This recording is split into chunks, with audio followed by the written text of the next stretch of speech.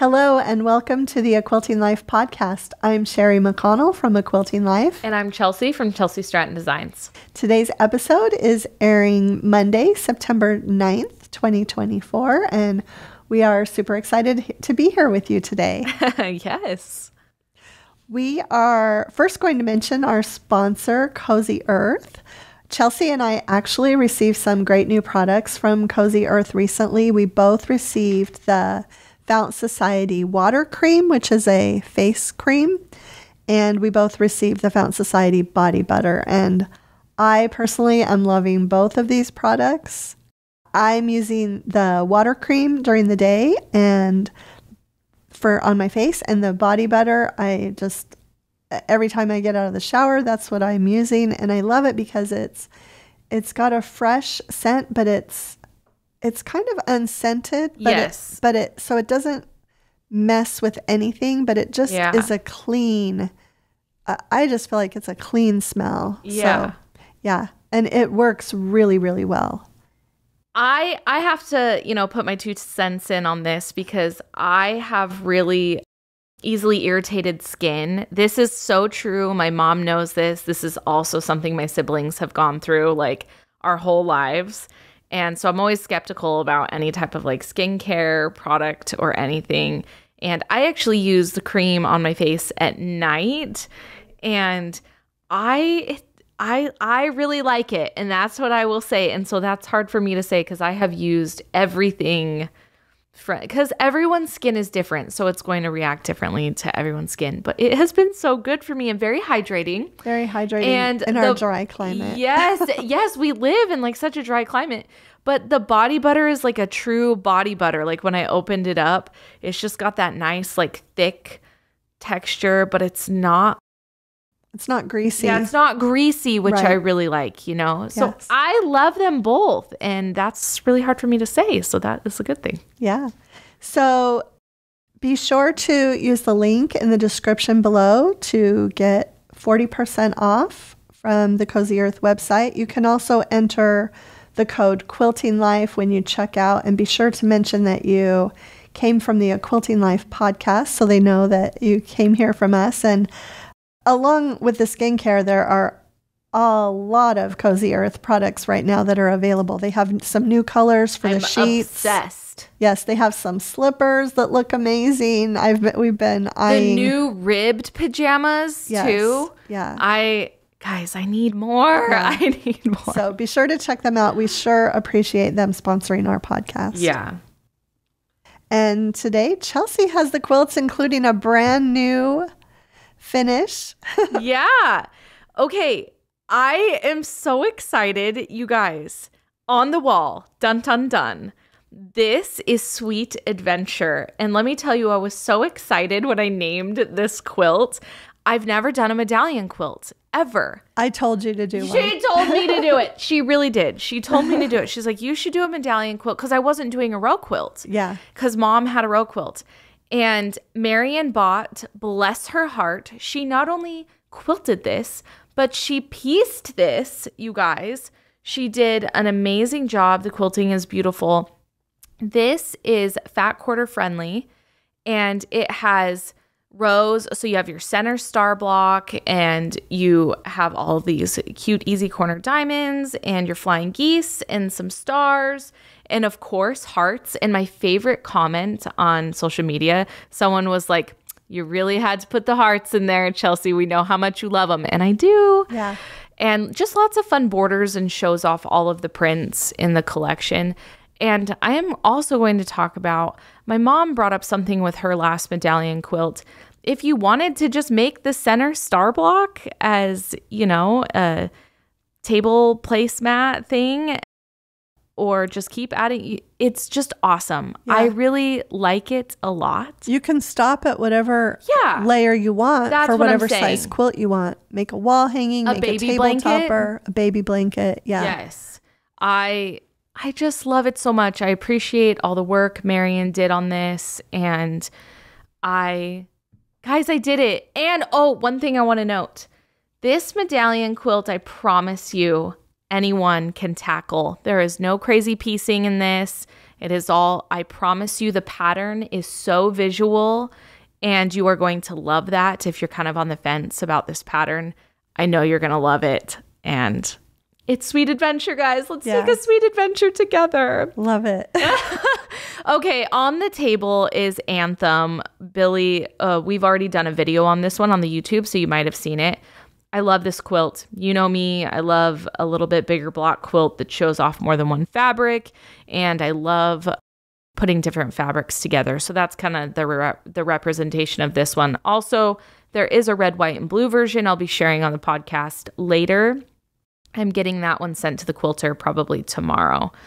And Marion quilted this one. Marion quilted this one with the swirls, and Mom bound it for me. Thank you. The binding on this one last night. Yeah, I get to take it home. I'm so excited. Put it away. Trying to get them all bound before Quilt Market. She's the best, guys. I promise I do trade photography editing with her for this, so it's fair. But yep, both fat quarter friendly, by the way, and those are the quilts. Oh, you can find them linked in the description of this video as well if you're looking for them. And the one on the wall, we just released that video the Thursday prior to this episode coming out as well. Yep. Thank you, Billy. Is there any other new things that you were going to share before we jump into the rest of it? I was going to share one of my favorite books, Essentialism. I've talked about it before, but I can't believe it's the 10th anniversary of this book. No way. Yes. And so they did come out with a new edition that has a 21-day challenge for Essentialism. So you have to buy it. I had to buy the copy with the challenge in it. Yeah. So yeah, really super. I think I'm going to read it again but I can't believe it's been 10 years since I read that book. That's okay that you did that. I have multiple copies of two of my favorite books. Okay, good. Yeah. One to like highlight and the other one to just read. Yeah. Yeah. Okay, well, good. I don't feel bad. Yeah, don't feel weird. Okay. All right. Awesome. So I'll jump into our listener quilt section now. And the first one I'm going to share here, it's from Sandy. And she actually shared a couple. First, she shared one of the Heart of the Home quilts. I'll go ahead and read her email. She says, I have pictures of two quilts I just finished. The first quilt is Sherry's Quilt-A-Long Heart of the Home, made with the strawberry lemonade and quilted by Tracy Dell, or Deal. I hope I pronounced it right. I used the apricot gingham for the inner border. The outer border is strawberry main floral, and the binding is the green gingham.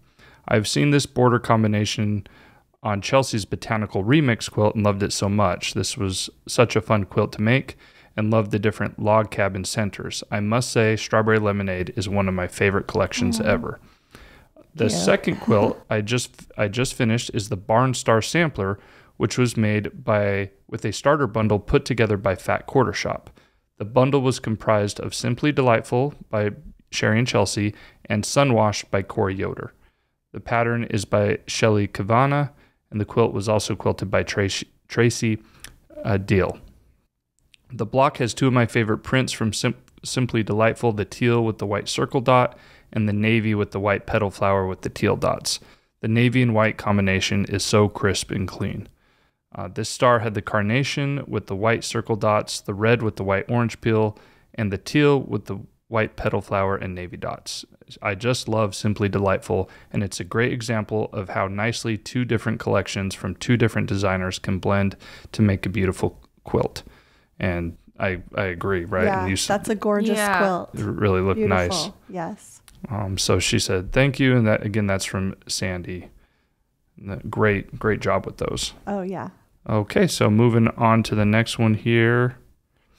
We have one of Chelsea's your Lazy Daisy pattern, but that was a full-size quilt, correct? Okay. Yeah. Because this is but I love what she does with it. Yeah. So this is from Cheryl.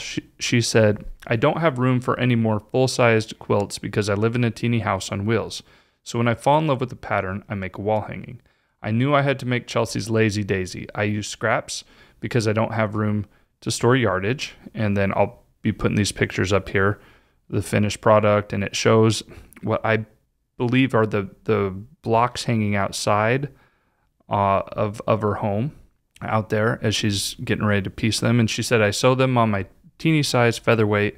This is a mini charm pack of strawberry lemonade I won from my local quilt shop. Aww. Thank you, Chelsea, for a pattern so striking that I had to make it. Thank you, Sherry, for the mini quilt patterns you create. And thank you, Billy, for the informational/conversational podcast that keeps me company while I sew. Keep doing what you do. Oh, thank you. Hey, first, thank you so much. Yeah. Those are the kindest words ever. And second, just absolutely love that she said, you want to know what? I love this pattern, but I can't make the full-size quilt because it's not going to fit, And she made it work because she loved it so much and made a wall hanging. And I love that. Yeah. You can always improvise. Yeah. And that's okay. I do that a lot too. I have a couple places where I do wall hangings, and it's usually one of my bigger quilts that I just make into a wall hanging. And that's what Nancy Lane just did with my firefly. Oh, did she really? She had made the large version for me in Raspberry Summer, and she loved it so much. She made a 9-block wall hanging out of strawberry lemonade so that she could have a wall hanging. So, yeah. I love that. I love that. Yeah, it was really pretty. So thank you so much. Okay, the last one for today is from Jillian. And she said, Dear Sherry, Chelsea, and Billy, thank you so much for the podcast and for allowing us to share this time with you. It is always such a joy and pleasure to see you all on YouTube. Attached is a photo of my latest finished quilt. It turned into a combination of Sherry's block of the month from 2022 and 2023 because I couldn't find any yardage of Seashore Drive here in the Netherlands. So it makes sense. It's not as easy to get all of your fabric overseas. Right. So having made the 2022 blocks from a layer cake, it became a UFO for a year. By very careful cutting, I managed to make the 2023 blocks from the same layer cake, and then finally found a charm pack in a web shop, which meant I could make the border. The setting is 5x5 inch or 5x5 blocks, but the 2 block of the months only gave 24 blocks, so I made a Dutchman's puzzle block, which seemed appropriate as I live in the Netherlands. It was great fun to join in the block of the months, but just unfortunate that I can't always get your fabrics over here in Europe. Shipping costs makes it expensive outside of Europe, but she hopes to get some of your Raspberry Summer collection over there as well. Thank you. So she said, God bless you and all you do for the quilting community. Yeah, and that was I love seeing that quilt with mixing up those 2 years from the block of the month. Yeah, it was beautiful. And I can't believe that was some careful cutting to get it out of layer cake and charm pack. Yeah. Yeah. Like I showed my mom the picture initially, and I said she explains why she did a combination in there. So that was the first time you heard exactly why. Yes. Makes sense, right? Yes. So before we jump into the main topic today, I wanted to give a little feedback on our previous 2 episodes. So going back to episode 118, where we mentioned the Jennifer Chavinieri, did I say it right? Okay. Yes. Books. We had a lot of feedback come in on that episode. So there are a ton of our listeners that have read those books or have read all of them. Uh-huh. Wow. So I mean, I didn't see any negative reviews on there. Just good. everyone was just basically like, they're great. I would highly recommend reading them, which is what you said as well, Mom. And there was a couple other comments with some other series from other people as well. Okay. That have started some things. So if you are interested in any other of those books, you can scroll through the comments on episode 118, and there's a lot of good stuff in there. And then I also wanted to mention Lisa, our last episode, which was with Lisa Alexander. Also, people seem to really enjoy that interview with her. If people already knew her, they were happy to see her. If they hadn't ever heard of her before, they got to know her and thought it was great. I actually you never saw me in that episode because we did a short intro and then we jumped right to the interview. That's right. But I did get a lot of credit for correcting one thing. You said you were talking about the background, but when you're talking about the backing, but you said background. And I just chimed in real quick. I said, I think you mean backing. Uh-huh. Right? So and the crowd goes wild. Yes, exactly. So I know. I appreciate everyone for commenting that I got that right. Yeah. I appreciate it. That was a good catch. Sorry. I think that's a common thing I get emails sometimes and people will say one or the other, and I know that they mean based on the email that they mean the other. So yes, thank you for catching that. It's an easy mistake to make. I just happened to catch it, I guess. So yeah, the episode with Lisa that was just one of my favorites for sure. This is the thing about Lisa. She makes you feel like you're at home. Yeah. And like you're just sitting in your living room, just hanging out with her. And there's never a time where it's not just a great conversation. It's what I love about her. Yes. One thing I do need to mention too, and one of the biggest questions was, and I was actually, after filming that, I went on my honeymoon. So I was gone for like a week. And that's when a lot of the comments were coming in, was during that week. So the questions that were coming in though, the quilt behind her, might need to behind Lisa. Yeah, so I don't know if you know it right now. You can say it. I do know. Okay. Yeah, that is the sampler from her book that we talked about, Sweet Celebration. Yes. And that is pieced in Camille Ross Kelly fabric. Yes. Oh, okay. All the blues. Yeah, and it's super pretty. Yeah. Maybe I'll go back.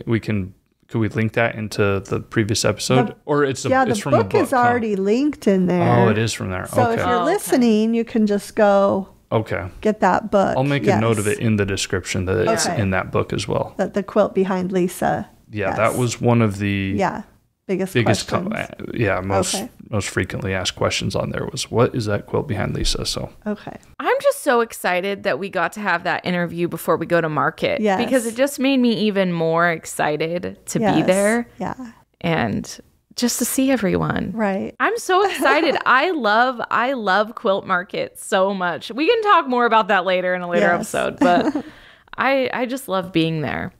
Okay. Well, the rest of the time is yours to talk about the main topic today. I know you have something to share about EQ8, and then you guys are going to talk about designing quilts. Yes. So this entire episode came about because Electric Quilt Company sent Chelsea and I a new booklet that they have. It's a paperback booklet, and it's called A Deep Dive into EQ8 Fabrics, Panels, and Photos. And this is a fabulous guide if you want to use EQ8 to import fabric images or other images into your software to use in creating your quilts. And I was excited to look into it. When Chelsea and I create quilts, we import the JPEGs from our fabric collections into EQ8 and then work with them in there. But there were some things in here that I even learned. At the end, there's a section on creating a favorites library so that when you import fabrics into a project, you can reuse that again and just have a library that you can access again and again with those fabrics. That will be, I had never done that. I hadn't either. Yeah. But it also goes specific if you have fabrics that you don't have a JPEG for, it tells you how to either scan the fabrics or how to even use your phone to take pictures and to get them uploaded into the program. It's just super, super helpful advice for doing that. And it gives you just step by step. So even if you're not very tech savvy, you'll be able to import and use any fabric image into your quilt design. So really want to recommend this booklet. We'll have it linked in the description below. It's brand new, just a few weeks old, I think, is when it got published. But anyway, when Chelsea and I were talking about the booklet, that sort of led to today's topic. And we thought we would just do a whole episode on pattern design. So we're really, really excited to just kind of share a little bit about our process. And as I mentioned, we do both use EQ8 to design our quilts. So yeah, we're just going to take a deep dive into designing our patterns. Yeah. Okay, so I'll sort of help guide the discussion a little bit too with this. And I guess the first thing, if I'm asking as a newbie or someone who's never designed a quilt, my question to you guys would be, where exactly do you start when you are designing a quilt from the ground up, basically? So do you start with the blocks? Do you start with color? Do you go outside in, inside out? Like where do you go? Yeah. I love you for this. This is great. A great question, don't you think? Yeah.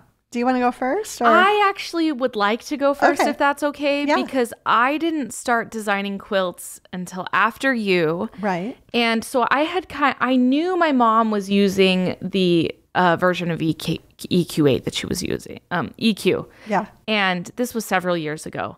And I remember because I had no intention of designing quilts, I just wanted to design fabric, and I was pretty adamant about it.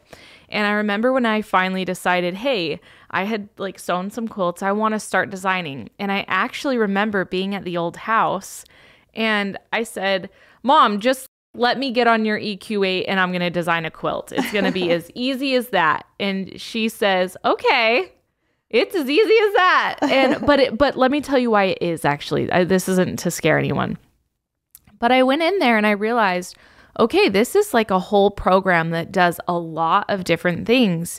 And there's a lot of things that you'll be capable of using this program.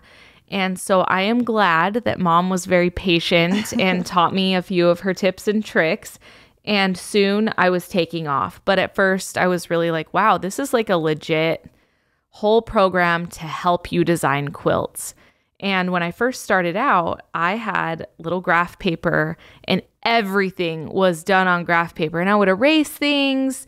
And I don't do that anymore, actually, unless I like wake up in the middle of the night and I need to draw something. You're the same way. You'll wake up and have to draw something. Even if you don't have graph paper, I'm sure you're like, sketching it. But that's how I really started. And I still have original like sketches and the fabric line for it. But I felt like EQ was the best introduction for quilt design for me ever. Yeah. And I think it is for everyone. I think EQ is for everyone. Right. Even if you want the program just to design a quilt that you want to make, and even if you're not even selling it, it's just a creative outlet. Yes. Super amazing. So I love it. That's my 2 cents on starting out with it, and it has been amazing for me. Yeah. No, I love that. So like Chelsea, I started designing patterns just with graph paper, and I have found, sometimes going through files and notes, I'll find old papers where I had sketched out a quilt or a block, and it's really fun to find those. But I actually won my first copy of EQ. I don't know if I've ever shared that on the podcast didn't know before. This. But yeah, some blogger was giving away copies, and back in the day, you just left a comment, and there were hundreds of comments back then for these giveaways. And I left a comment and I won my first digital copy of EQ. And then I was like, how am I going to use this? So I bought a book, and I just started at the front of the book and just started doing the lessons. And pretty soon I was designing all my quilts on it, and much better than graph paper, much easier. Although, yes, if you wake up in the middle of the night, or you're driving in the car, or you're somewhere and, you're going to get out a piece of paper and write something down. Do you ever have that anxiety that, I'll forget, I have to put it down right now? I do too. Yeah. So, and I'll wake up in the middle of the night and I'll just scribble. You can barely read it the next day, but design a quilt with these 2 blocks together, on point or straight set. I'll like write down as much as I can remember in my brain. But yeah, really grateful for EQ. And I've been, every time, I don't even remember what edition that first one was, but every time they came out with a new edition, then I would get the upgrade, pay to get the upgrade. And I have to say this really quick. Even my dad has designed a quilt on EQ. Yes. Bill, you guys. Bill has done this. Yeah. And he's so cute. He like got it printed out and filled it in with the fabrics. And Dad is so fun. Yeah. Okay, then I have to jump in and say if he can do it, then I think anyone can do it. Yeah, because he's not super tech savvy. Yeah, he's not very good at Dad isn't computers. tech savvy, and he really isn't. Yeah. Like, he doesn't even like to text. It's Yeah. funny. Well, did one of you sit with him and Yeah, I sort did. of show him Oh, you how to did. use the Okay, okay. tools? But he Yeah. still did But it. then he went and actually did the designing on his own. Yeah, well, he kind of actually like drew it on paper, and then I like really. you helped I him. helped him. Oh, Yeah. Okay, guys, Uh-oh, that's the story's real switched up a story. little bit. But yeah, so I think for me, it often starts as, you know, Billy has kind of a little list of questions here. Where do you start individual blocks? For me, it really does sometimes start with a block that I think I want to incorporate into a quilt. And I'll see a block in another quilt and I'll think, oh, I want to make that bigger, or I want to make that smaller, or I want to combine it with something else, or I want to change this or change that. What about you? Do you start with blocks or do you start with the whole quilt? I do, and this is why I don't typically use graph paper anymore, is I would sit and redraw and redraw and redraw the same block, and I would actually color it in different ways. I found it's much easier if I just go in with, I actually start with, I want it to probably be this size, right? Mm-hmm. And I just start messing around and drawing lines and making a block. And I actually sometimes don't even know the block I've designed. This is very strange. I don't know if you do this. I'll get it into the quilt setting, and when I start coloring is when, because the way you color a block determines how the block looks. Right. So that's my trick for everyone. I just go start doing crazy stuff, and then it's actually the actual inputting of the fabrics for me. And I can't tell you how many times I have created blocks that I didn't even know I was about to create just because of the color placement. Right. And that's how I've always done it. Now, if you're talking about a medallion quilt where I knew, center star block, and then I'm going to do these 4 to 5 different designs in it, that's different. That was totally planned out. Right. But Anthem on the Table wasn't planned out. I just started doing it. And what's great is if I see, this block has too much white space, or so I'm going to go back into the block and add this. Add something else to it. Yeah, that's how I do it every single time now. I don't stress about drawing it unless it's novelty, like I'm doing a house quilt or, something like that. That's how I do it. Right. I'm just like, let's see where it leads me. But I will tell you this, that is how I draw too. I never go into a fabric line. I know the color palette. We talk about the color palette. But I never go into it like, I'm going to have these specific 4 florals and these basics. Right. I just sketch and sketch and sketch. And then I put those images in, and then I just start messing around. And that's how I do it. Right. It's very straight. I will say this. I did design a collection just barely that was inspired by a family heirloom vintage quilt. Right. That's all I will say. Right. And it's very cool. Very pretty. Yeah. Not till 2025, guys.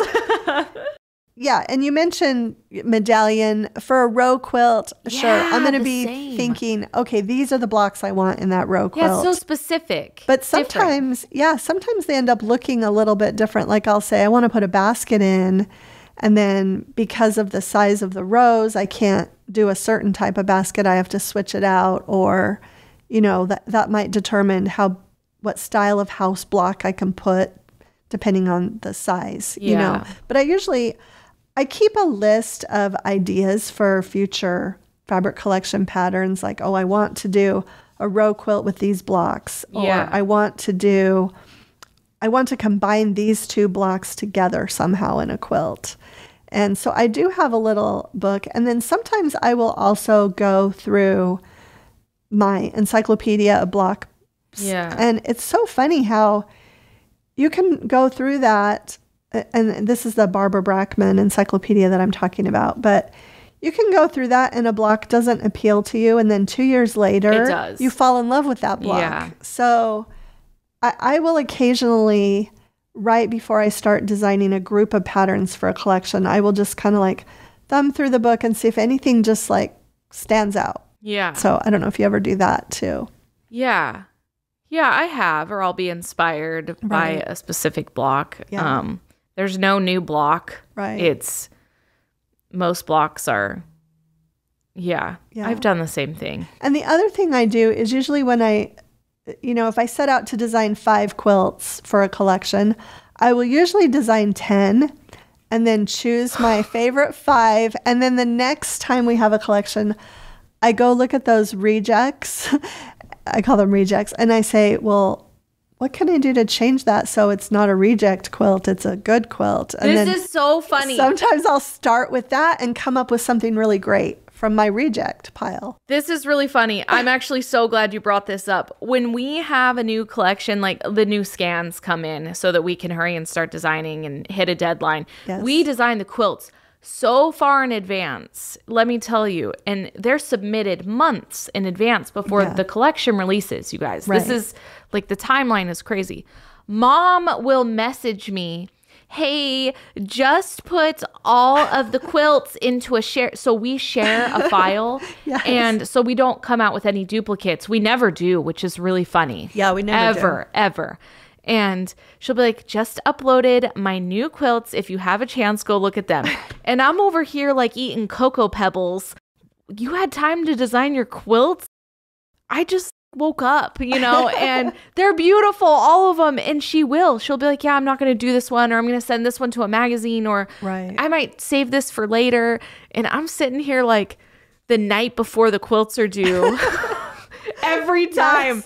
Every time sending me quilt images on text. Actually my quilter, I'll text my mom the quilts and my quilter, and I'll be like, hey, this is due tomorrow. What do you think?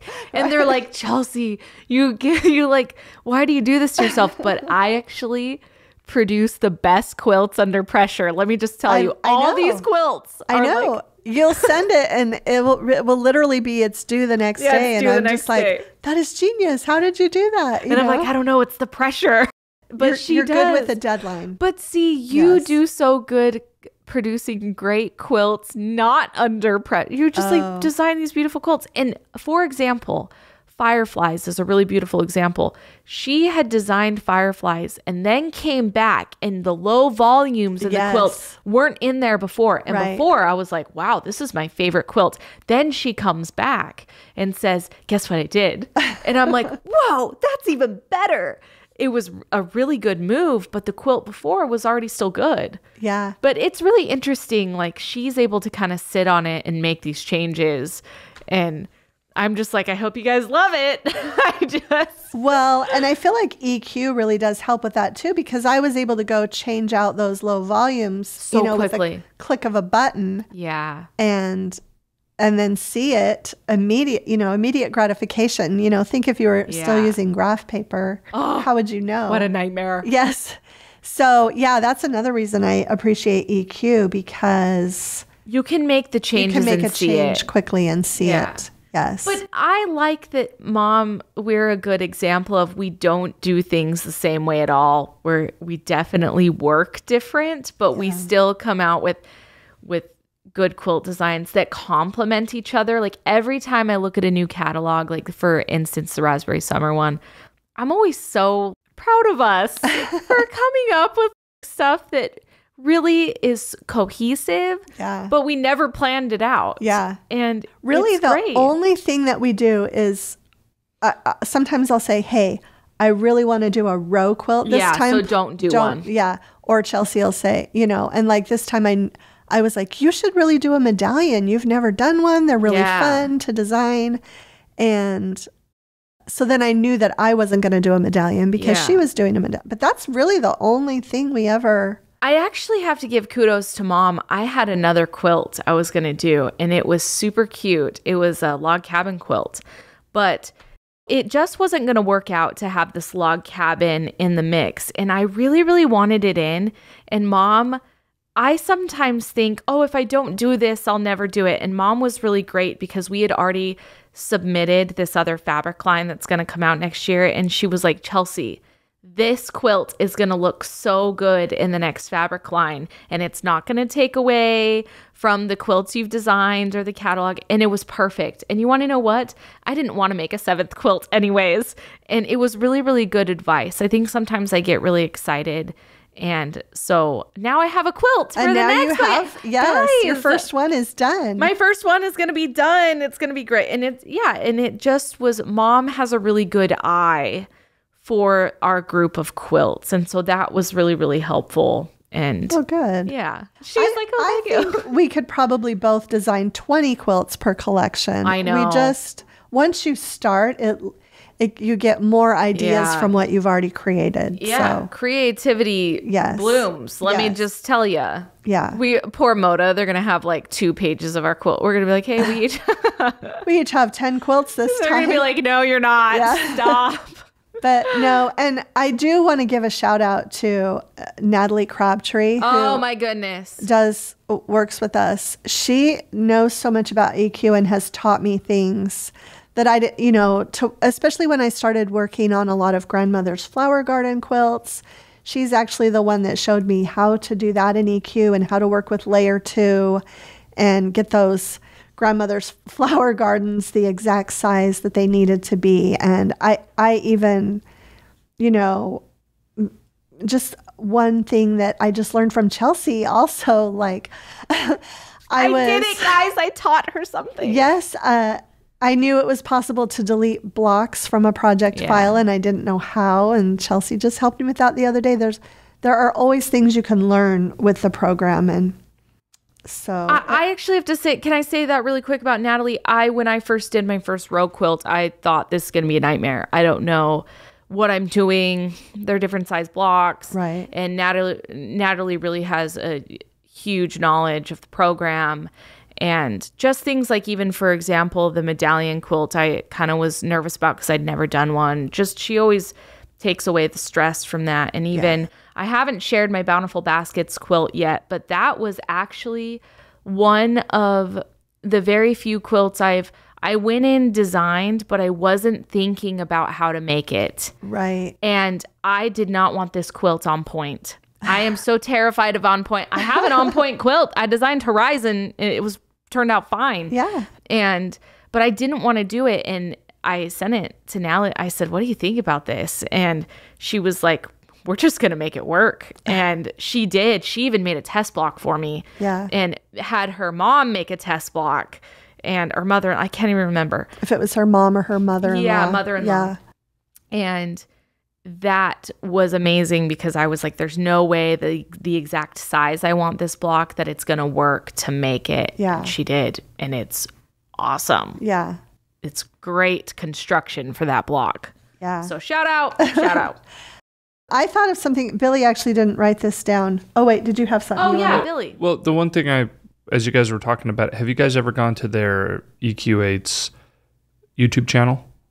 No. Have you ever No. browsed that? So I just got on what you guys were talking about. I was just curious, and they do have one, and they have some instructional videos. Like there's a video here that says how to design your first quilt in Electric So Quilt nice. 8, beginner quilt design lesson. They have different lessons here because as you guys were talking, I was like, it probably would be hard for you guys to share tips just by talking about them. This Right. is probably something that people need to see, where you go to click, Right. what tools you use on the program. Yeah. Right. So I was just thinking that would be a good resource for people to use. I mean, Yeah. it's free. It's on YouTube, and Their blog is really good too. Mm-hmm. I didn't know they had a YouTube channel, but I have gone to their blog, and there's a really good search engine on their blog. So when I'm doing something with the program and need help, I've done that. I've searched, and it always comes up to a post that has a step-by-step how to do this, and Yeah. I've found that really, really helpful. But what I was going to kind of go to next is that I always design the pattern first, and then I look at what kind of pre-cut could I possibly use for this. Is that what you You're do? so good at this. You guys, this is something Mom is good at that I don't do very well at. I'm always like, fat quarter quilt, fat quarter. Mom is really great about, I want to do a jelly roll quilt. How could I do this? I want to do is that what you're talking about? Yeah. Yeah. Layer cake quilts, really smart idea to get usage out of a layer cake. Mom does a great job at that. I never do, and I should more. So so you because- just design it, and then Oh. afterwards you think, okay, what could I Yeah. use to make Yeah. it? Whereas Mom, you're saying, I want to make a jelly roll quilt. Right. How can I do? Okay. for example, my I Heart Flowers quilt, which is actually like right behind Chelsea in the middle. I first designed that and wrote it all with fat 8s. And then I realized, no, wait, I can make all those flower blocks with a layer cake. And then you just have to get the fabrics for the red and the blue contrast. And I didn't, so it was kind of last minute. I even had to message Natalie at the very end. I need the pattern cover, the back changed to say from fat 8s or a layer cake. Because then I realized that. Where I'm just like, it works. You want to know what? I just have to appreciate your row quilts right here, though. And there's a Laguna Sunrise quilt at the bottom, and they really go together so well, the collections. Yeah. People have that question all the time. Yes. They really do. But no, the row quilt was so pretty. Right. It's so pretty. Thank you. You're so welcome. That is one of my favorites. I'm going to hang that up in my sewing room as after Quilt Market. I know. Isn't it so funny that I'm like, okay, we got to protect the quilts because they need to be hung up at Quilt Market. Yeah. I have them like out of the sunlight completely. And yeah, I feel bad. Somebody asked to borrow a couple and I just said, it has to be after Quilt Market. I'll just get anxiety if I let them out in the world before that. I actually have to just put this in. We even worry about the quilts going to Quilt Market because what if you we're actually going a day early, so it makes me feel better this year. But you don't want to lose your quilts on the way to Quilt Market because I'm sorry, I guess I'm an interesting person, but the quilts are way more interesting than me. So I always put a couple in my carry-on.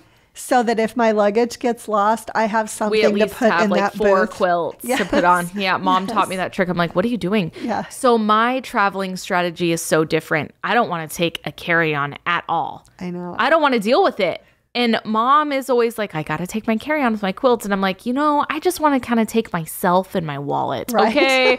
I don't really care. I'll buy clothes down there if I lose my luggage. I'm so weird about that stuff. Yeah. Oh my goodness. I don't know. Going a day early, maybe I won't feel the need to do that. Yeah, just relax. Relax. And you can just hold my hand while I have anxiety on the plane and Okay, well, is there anything else about quilt pattern design you want to mention? The one last question, like for people that are designing, it was the last thing on there. I think we've mentioned it before. You don't necessarily have to be a quilter to design a quilt, but would you recommend that someone try quilting first, or does it honestly not matter? Okay, I have to say this. I don't know why you would initially go into EQ8 without being a quilter, but you don't have to be a quilter to go into EQ8. Mom, you guys have a friend who uses EQ8. He's not a quilter. Yeah. He made a jean quilt. The one thing I wanted to say. He made a new one that's amazing. Made a new one? Yeah. Is that if you go in, say somebody gets good at designing, but at the same time they're designing really complicated blocks and they're like, they may not understand how difficult something may be to make, right? And that is the problem with Dad. Sometimes he's like, well, let's do this in a quilt. And I'm like, Bill, that is near impossible to make unless we did foundation paper piecing. He's not thinking of the construction of it. He doesn't know the construction. So I mean, you can pretty much anything can be done with foundation paper piecing, but who wants to do that? You want to know what? If I was an artist doing like barn block design, I would use EQ8. If I was doing any type of design, actually, I would use EQ8. T-shirt design, whatever. Yeah. But I have had women write to me and they're, I would say, beginner quilters, but they come up with an idea and they want to make it. And they should totally use EQ8. Perfect. Yeah, get EQ, get it mapped out. And maybe you just like to be creative and you want to print out coloring pages. I don't care. There's so many things you can do with EQ. Yes. Anyone can use it. Yeah. I just initially was never going to go into the program until I decided to quilt, but that's just my experience. Right. I was like, I don't want to design quilts. And then when I really wanted to design quilts, because I know people who use Photoshop and Adobe Illustrator to design a quilt. Right. But EQ just made sense to me. Right. So is there anything that you've learned over the last 10 years that has made your design process significantly easier or better? That, I don't know, like a light bulb moment that someone shared with you outside of EQ8, or was it just learning new features in the software? Just new features for me. Yeah, I think, I try to keep learning new features. If I see something,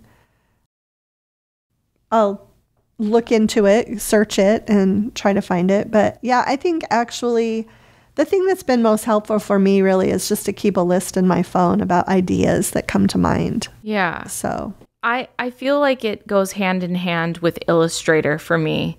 I still learn things about Adobe Illustrator, but most of the time it's just because I'm messing around with the program and trying to figure out different things. That's how I am with EQ as well. I just kind of mess around with it and see what happens. Yeah.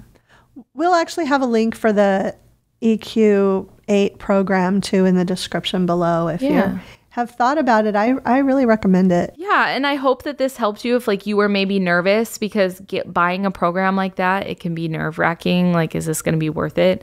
I hope we were able to give some clarity on that and the program as a whole. Yeah. Okay, well, I think that's it for today's episode. We will be back on Monday, September 23rd, 2024. Yeah, and don't forget that we also have a listener questions episode on September 30th, because there is an extra Monday in the month. And I know it's sort of a broken record, but I do have questions stored up already. But again, it's always good whenever we have a month where we have one, we like just to remind them, because fill up that bank. It always helps. Yep. Yes. Yep. Okay, so we hope that you enjoyed this video where we talked about all things EQ, and we can't wait to see you next time. Thanks so much for stopping by.